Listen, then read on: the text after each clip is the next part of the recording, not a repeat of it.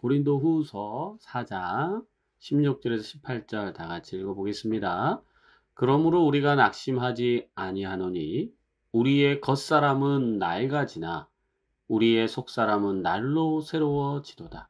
우리가 잠시 받은 환난에 경한 것이 지극히 크고 영원한 영광에 중한 것을 우리에게 이루게 함이니 우리가 주목하는 것은 보이는 것이 아니요 보이지 않는 것이니 보이는 것은 잠깐이요 보이지 않는 것은 영원함이라. 우리가 낙심하지 않는 이유가 있다.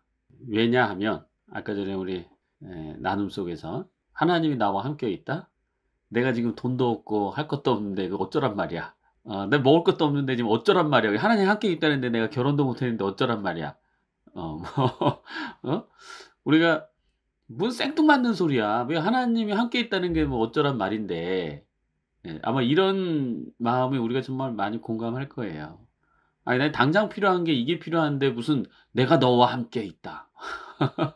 무슨 생뚱맞은 소리일까? 근데 이게 생뚱맞는 소리로 들리는 이유가 이제 겉사람, 우리가 이제 계속 얘기하는 육신의 생각 가운데 있다 보니까 하나님이 나와 함께 있다는 게 무슨 의미인지를 모르는 거가 되겠죠.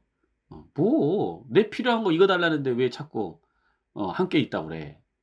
우리는 참 낙심할 게 많아요. 겉사람으로 살아가면. 나이도 늙죠. 대표적인 게, 그죠? 나이가 들어가면서 관절은 관절마다 타수시지. 기억은 기억력마다 사라지지. 기뻐할 게 뭐 그렇게 많지 않죠. 막 젊음으로 다시 돌아가고 싶고, 막 쌩쌩하고 팽팽할 때, 또 다른 사람의 겉사람이 가지고 있는 그 부러운 부분들이 있잖아요, 여러분. 뭐 있을까? 여러분은 뭐 있어요? 겉사람의 그 부러워하는 게 뭐가 있어요? 하얀 피부. 하얀 피부. 네, 또 뭐 있어요, 여러분? 이 학벌이요. 어? 돈, 학벌. 학벌, 돈, 이재용의 지갑. 이재용의 지갑. 참 부럽죠? 요즘 삼성전자 주식 사는 사람들이 뭐 국민 거의 뭐 80% 이상이라고 하죠? 잘 보이는 눈이요. 잘 보이는 눈? 예, 그렇죠. 눈. 저도 눈이 뭐 계속 나빠지더라고. 계속 나빠져서 참 많이 불편하고. 아침에 일어나면은 안경을 써도 희미해서 잘 안 보여요. 이게 환경을 따라가나 봐요. 점심 때 되면 조금 힘이 없어요. 힘이 점점 떨어지고 있어요. 힘이 점점 떨어지고요. 자, 이렇게 우리의 이제 겉사람의 기준으로 이제 살아가다 보면 낙심할 게 참 많아요. 낙심할 게 참 많습니다. 그래서 겉사람은 성경에서 우리한테 이렇게 안내해줘요. 썩어 없어질 것이다. 썩어 없어지는 것이다. 근데 우리가 마음속에 크게 와닿지 않는 것 같아, 이 말들이. 그거 썩어 없어질 거야 라는 것은 다른 사람한테 뭔가 자기의 지식이나 아는 걸 말할 때 당당하게 말하지 내 삶에는 적용이 하나도 안 하는 것 같아. 썩어 없어질 것을 참 구하잖아, 우리. 여러분 그거 구하고 있지 않아요? 썩어 없어질 거 구하지 않아요? 좋아 보여요. 좋아 보여. 좋아 보이죠, 당연히.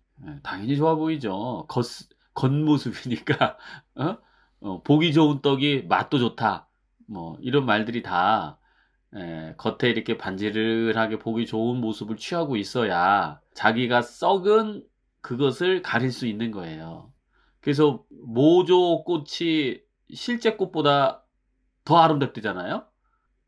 시들지도 않고. 어쨌든 우리가 이 겉사람이 낡아진다. 육에 속한 것은 썩어 없어진다. 이거를 들었음에도 불구하고 정말 나는 이거를 진지하게 내 삶 속에서 적용하고 실천하고 해가고 있는가? 우리 크리스찬들이 겉사람이 추구하는 것을 추구하기 위해서 영적인 속사람을 이용하고 있는 것은 아닌가? 여러분, 우리가 왜 이렇게 두려워하고 왜 이렇게 불안해해요? 무엇이 불안해요? 알고 보면 다 겉사람의 모습이에요. 겉사람의 모습. 남이 나를 어떻게 볼까? 내가 혹여나 죽지는 않을까? 우리를 불안하게 하고 두렵게 만드는 그 기반이 되는 것들은요. 속사람의 개념 속에서 만들어지는 것이 아니라 겉사람의 개념 속에서 만들어져요.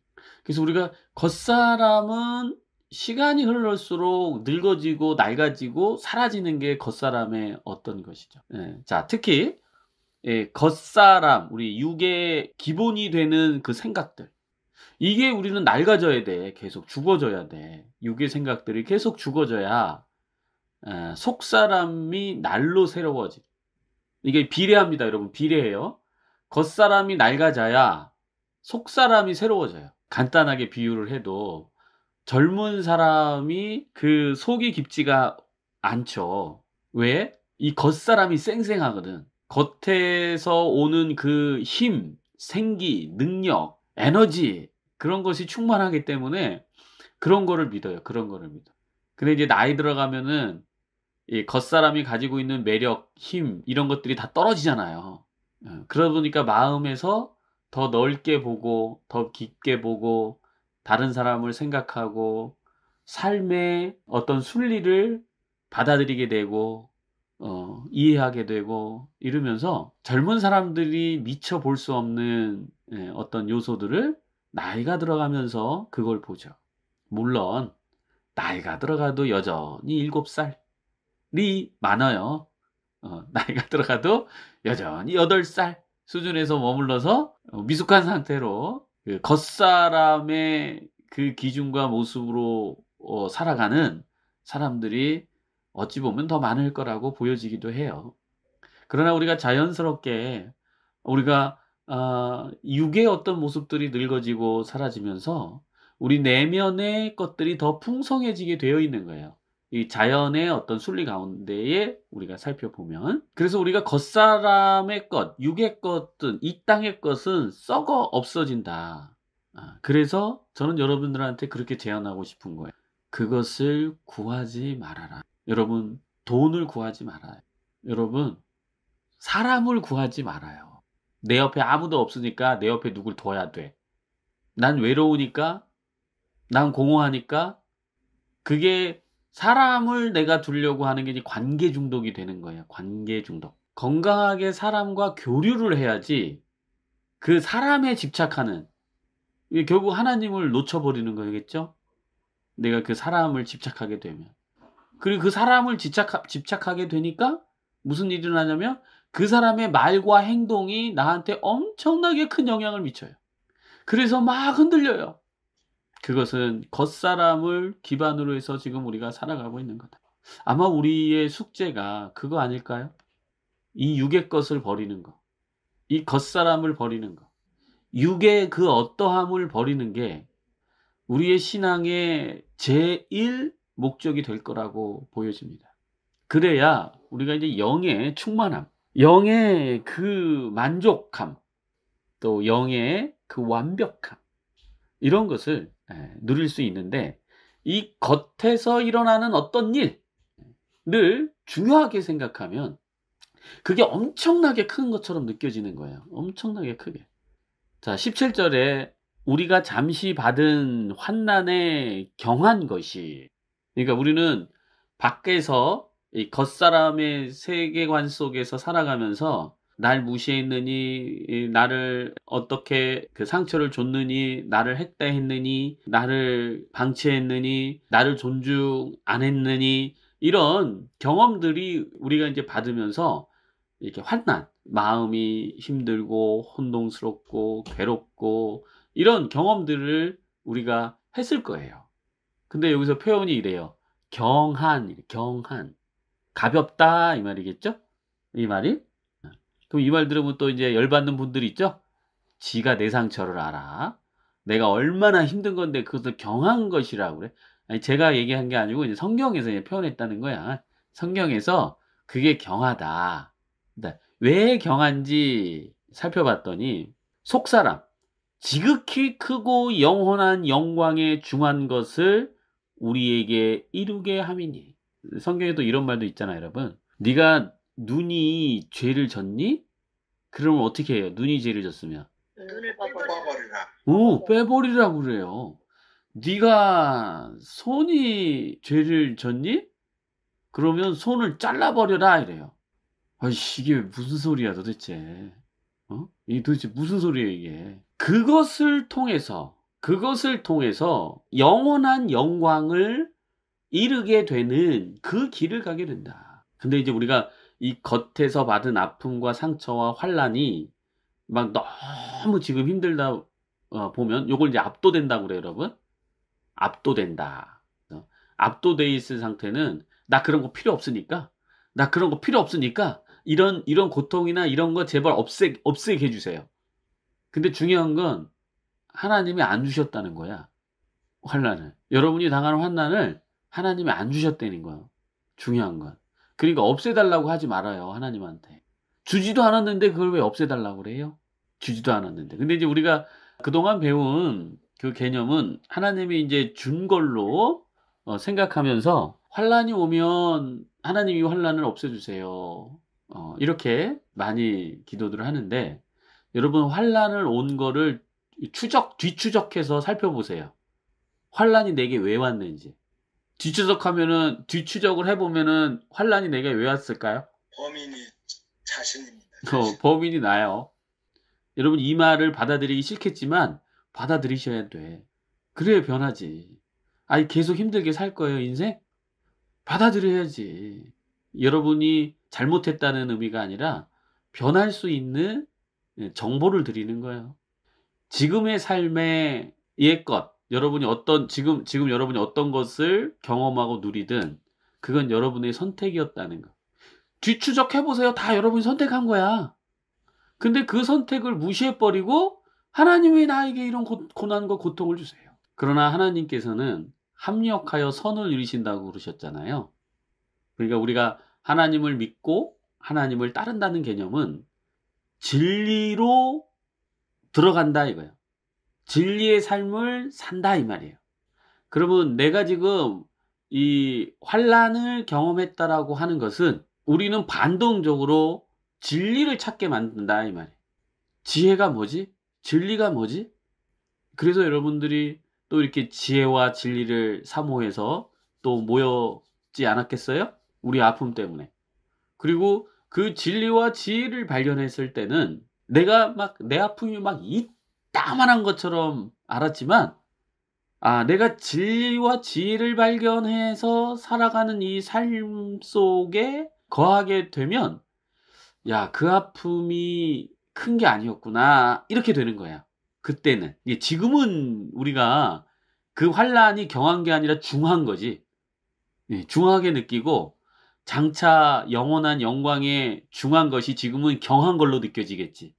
그딴 거 필요 없다 나는. 하나님이 우리의 아빠 엄마니까요. 그래서 어린 나의 판단을 그냥 두신 하나님께 투정하는 거예요.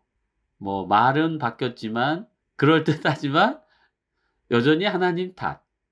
자, 그래도 힘든 것은 성폭행 당한 아이들 받아들이기 힘들어요. 힘이 없는 약자가 당할 수밖에 없는. 다른 것은 받아들일 수 있는데 뭐 그렇죠? 어린아이가 뭘 선택할 수 있겠어요?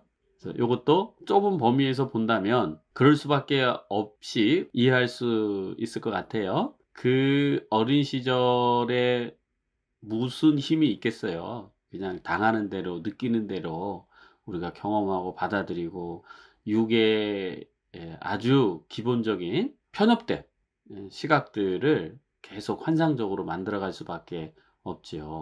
그 어린 시절에 당한 어떤 것이 그 당한 것을 아이에 벗어나야 될 책임을 주어지는 얘기가 아니라 어른이 됐는데도 왜 그러고 있느냐 이 말이야. 지금 우리의 메시지 전달은 너가 어른이다 이제. 어린 시절 우리가 각양각색의 아픔과 상처와 학대를 입었으나 이제는 지나간 과거 계속 붙들은다고 달라질 건 하나도 없을 거 아니야. 지나간 부모 비난하고 복수한다고 해서 부모가 바뀌어요. 내 삶이 바뀌어요. 그러니까 우리가 아무 의미 없는 지금 행동을 반복하고 있으니 자 지금 우리가 온전히 보자 우리 자신을. 그리고 되돌아봤을 때 내가 어렸을 때 부모가 왜 그랬는지 전혀 이해하지 못했으나 내가 온전해지면 그 부모를 이해하게 돼요. 그 부모를. 그 부모가 잘했다는 게 아니야, 여러분. 그럴 수밖에 없는 거구나. 그럴 수밖에. 여러분들도 자식 낳아보면 내가 상처 갖고 있는 상태에서 자식 낳아보면 자식한테 100% 사랑만 주고 싶죠? 근데 여러분이 지금 자식들한테 어떻게 행동하는지 여러분 잘 모를 거예요, 지금. 뭐 여러분의 부모와 지금 여러분과 큰 차이 없을걸요? 그래서 어린 시절에 무기력하게 당한 상태의 이 메시지를 무슨 어린아한테 줍니까, 지금? 어른인 여러분들한테 이 메시지를 주는 거예요. 자, 우리는 어른으로서 이제 어른의 상태를 이제 갖춰야 돼요. 과거의 상처가 경하게 만들어야 돼. 경하게 만들려면 어떻게 해요? 겉사람의 낡아짐을 인정하고 세상 것은 썩어 없어진다는 것을 알고 그것을 놓아야 돼요. 그래서 여러분 제가 종종 얘기하잖아요. 여러분의 육신의 부모는 더 이상 여러분의 부모가 아니다. 여러분은 하나님의 자녀가 돼야 된다.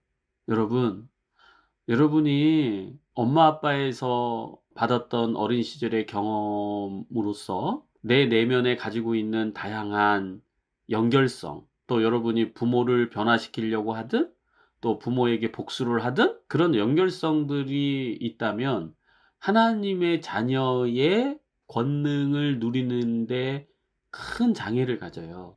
단호하게 우리는 이 육의 어떤 것을 버릴 수 있어야 되는데 말처럼 쉽지는 않겠죠? 이것이. 그래서 포기가 필요한 거예요. 포기가. 결국은 내가 세상 것을 겉사람, 육의 어떤 모든 것들을 내가 추구하고 살려고 하면 할수록 육의 세상에 겉사람이 필요한 어떤 것들이 계속 나를 함정에 빠뜨린다는 거예요. 그게 나에게 유익할 거라고 같다고 생각하는 그것들, 이런 것들이 계속 함정에 빠지게 만들어요. 우리가 무엇보다도 지혜를 사모하라 이렇게 얘기하잖아요.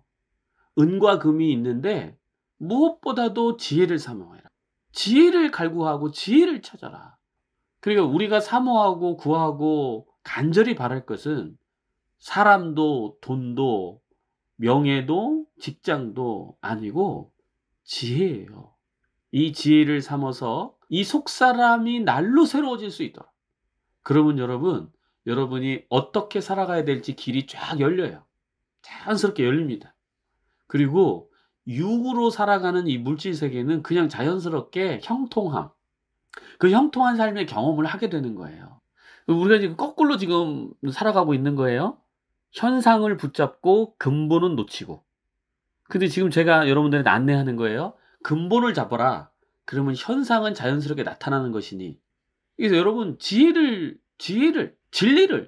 내가 깨닫고 깨우치고 그런 과정에서 우리가 나를 복종시키고 자기 부인하고 내 생각이 틀립니다. 내 생각이 틀립니다. 제가 이렇게 운전하고 가다가 앞에서 알짱알짱거리면 이렇게 확 올라와요. 아이, 저 새끼 또 뭐 하는데 이렇게 안 가? 막 이러면서 이렇게 딱 올라오면 저는 바로 이렇게 이쪽에서 탁 올라오면 바로 이럽니다. 내가 미쳤구나. 내 앞에서 사랑이 운전하고 있는데, 존귀한 자가 운전하고 있는데, 아, 이 새끼 빨리 안 간다고 마음에서 올라오네. 내 미쳤지. 야, 이 새끼 또 내 미쳤네. 야, 제가 그래요. 저보고, 아, 너 또 미쳤네. 정신 차려라. 계속 날마다 내가 죽는다는 게 여러분 이런 표현이야. 날마다 내가 미쳐 있구나. 내 앞에 보이는 존귀한 사람뿐만 아니라 물건도 존귀하고 거룩하고 사랑일 텐데 내가 내 방식대로 이게 안 움직여지고 안 변하고 안 따라지고 상황이 내가 생각하는 대로 안 되니 오히려 나의 미침을 세상이 미쳤다고 비난하고 있는 나의 미친 상태. 그래서 여러분 저도 맨날 미치는데 빨리 돌아와요. 여러분 미쳐서 발작하지 마시고 발작하기 전에 빨리 내 자신이 미쳤다는 것을 받아들이고 정신을 빨리 차리셔야 돼. 그래야 삶이 행복하고 만족스러워요. 삶이. 그래야 제가 지금 보이는 것도 차가 안 간다. 것을 보고 지금 미치잖아요. 우리 마음에 날로 새롭게 만드는 이것을 만들려면 우리가 1초, 2초, 3초 안에 모든 게 내 자신이 미쳤다는 걸 빨리 인지하고, 근데 여러분 미쳤다는 걸 인지를 못하면 어떻게 되냐면 발작을 일으켜. 지랄을 하는 거지 마. 이거 약도 먹일 수 없어 이거는.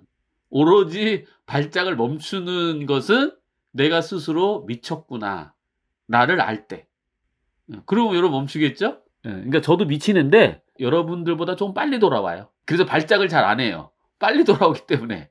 아마 저도 안 돌아오면 발작할 거야. 이제 발작하면 이제 여러분들이 잡들이기 시작하겠지 뭐 제가. 그래서 어쨌든 여러분, 그래, 하나님이 창조한 그 모든 것은 아름다울 것인데 내가 미쳐서 그 아름다운 모든 것들을 참 미워하는구나.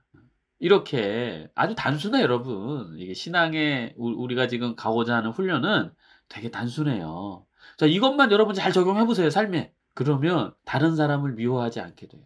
그리고 내 겉사람은 막 죽어가는 걸 좋아해요. 오히려 좋아해요. 저도 뭐 이렇게 아프고 좀 고통이 느껴질 때 있고 이래요. 육이 몸이 또 약하거든요 제가. 그래서 통증도 있고 고통 느낄 때도 있어요. 물론 그런 날은 많지는 않습니다만, 어쨌든 그럴 때 저는 어떻게 하냐면 내 영이 내 육을 바라봐요. 내 영이 내 육을 바라봅니다. 육아, 네가 아프구나. 이렇게. 영이 나예요, 여러분. 육이 나라고 말하지 마세요. 영이 나예요. 그래서 육이 아픈 걸 그냥 네가 아프구나 하고 아픔을 그냥 받아들이는 거야. 그 아픔에 압도되는 게 아니고 범사에 감사할 수 있겠죠. 우리가 겉모습에 사람을 보고 또 내 겉모습에 무엇을 보고, 여러분 흔들리지 마세요. 그냥 썩어 없어질 것이야. 그냥 지나가는 것들이에요. 이제 없어져요, 내 손에서. 여러분 이걸 너무 존귀하게 생각하지 맙시다. 그냥 잠시 있다가 사라지는 것이니 가볍게 여기고 가볍게 가져가세요. 그 다음에 그걸 통해서 우리 겉의 어떤 모습들 또는 겉에서 당한 환난 어떤 경험들, 이런 걸 통해서 우리가 영원한 영광에 중한 그 선물을 발견하자고요. 그래서 여러분 고통이 오면 그 고통 속에서 발작을 일으키지 말고 내 미침을 빨리 받아들이고 거기에서 진리, 지혜, 깨달음을 무엇을 얻을까 곰곰이 우리 내면으로 들어가 보세요. 그러면 우리가 좀 숨을 돌리고 우리 마음으로 들어가면 여러분 찾게 돼요. 여러분 찾을 수밖에 없어요. 그거는. 왜냐하면 여러분이 진리니까. 여러분의 사랑이니까 여러분이 찾고자 하면 다 찾아지는 거예요. 어렵지 않아요. 근데 내가 겉사람이 난 줄 알고 육이 난 줄 알고 거기서 머물러 버리면 이제 찾기가 어려운 거지. 왜냐? 그 겉사람과 육의 그 생각들이 압도돼 가지고 거기서 발작을 계속 일으키고 있으니까. 여러분 이게 지혜와 진리를 깨닫는 거는 내 마음이 막 이렇게 파도처럼 출렁이면 절대 못 깨달아요. 그거는 마음이 평온해져야 돼. 평온해져야지 미세한 성령의 음성을 듣는 거예요. 내 마음에. 자, 우리를 진정시킬 수 있는 것은 무엇이다? 무엇이다 그랬어요, 제가? 사라질 것이다. 네, 사라질 것이다. 또? 내가 여기다. 미쳤다. 그렇지. 내가 미쳤다. 내가 미쳤다는 걸 알면 여러분 마음이 진정돼요. 해보세요. 찬성할 수 없습니다. 찬성 안 해도 되는데 해보시라고. 해봐서 내가 미쳤다는 걸 받아들이면 마음이 그때서부터 안정이 돼요. 왜 그러게요? 거부하는 마음이 사라져서? 거부하는 마음이 사라져서? 그렇지 않으려고 노력하지 않아도 돼서? 그렇지 않으려고 노력해서 돼서? 네, 좋아요. 또 얘기해보세요. 느리니까. 그게 진리니까. 멀쩡하게 살 필요가 없으니까. 멀쩡하게 살 필요 없으니까. 네, 아주 마음에 와닿는 말들이 많네요. 또 있어요, 다른 말? 하나님 앞에 항복을 하니까요.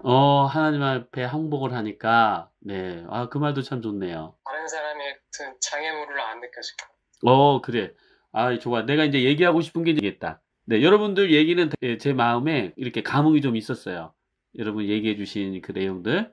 근데 제가 이제 하고자 하는 것은 이거였어요.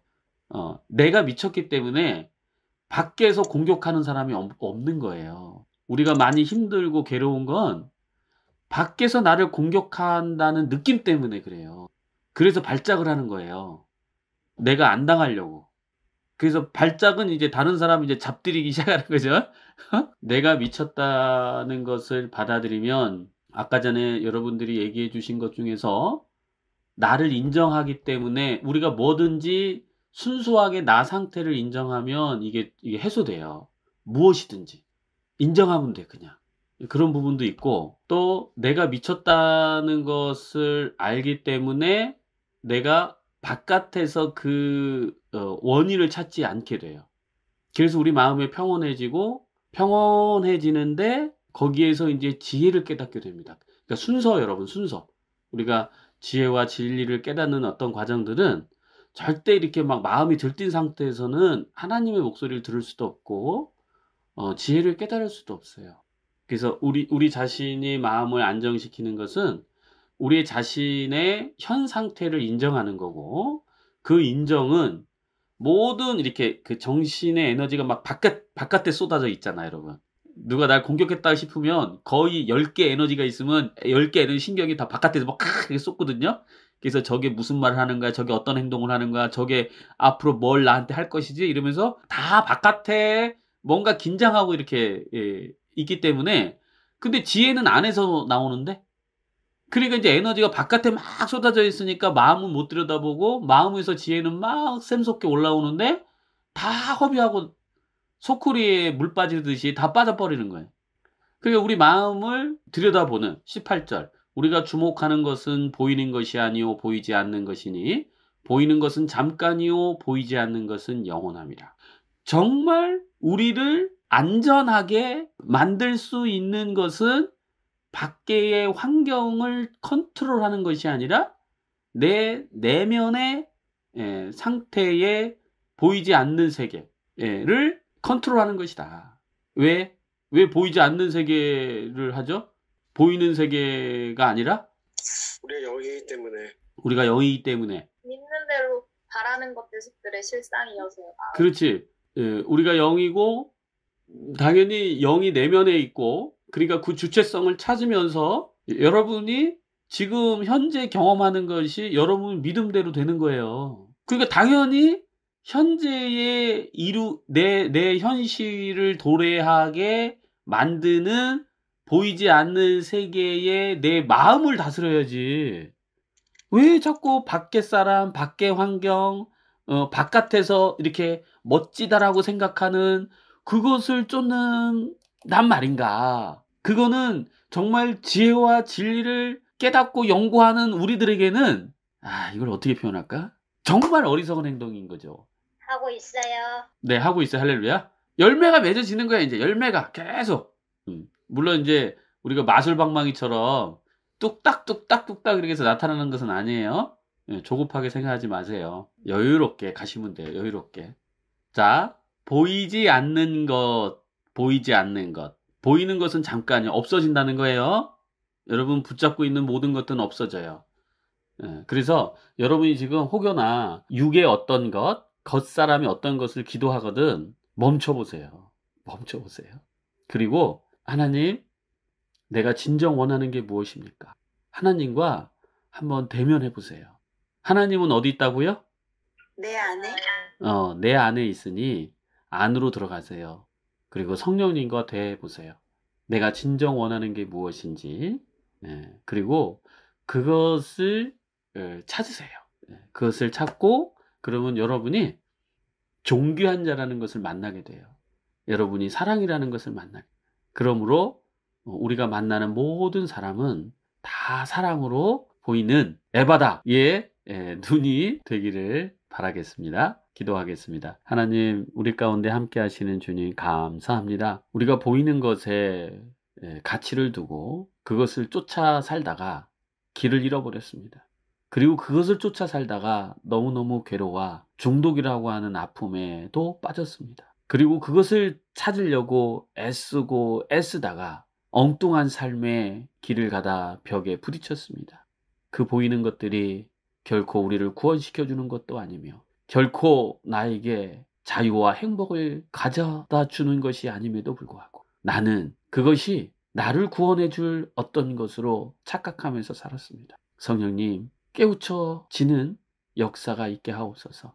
우리가 말씀 앞에 순종하며 따라갈 때에 우리가 깊은 깨달음을 얻게 될 수 있는 그 문이 그 과정 속에서 있다는 사실도 우리가 알게 하여 주시옵시고, 그래요 우리가 생각하는 많은 육의 생각들을 이제 포기하고 내려놓아 영원히 얻을 그 영광의 중한 것을 얻게 하여 주옵소서.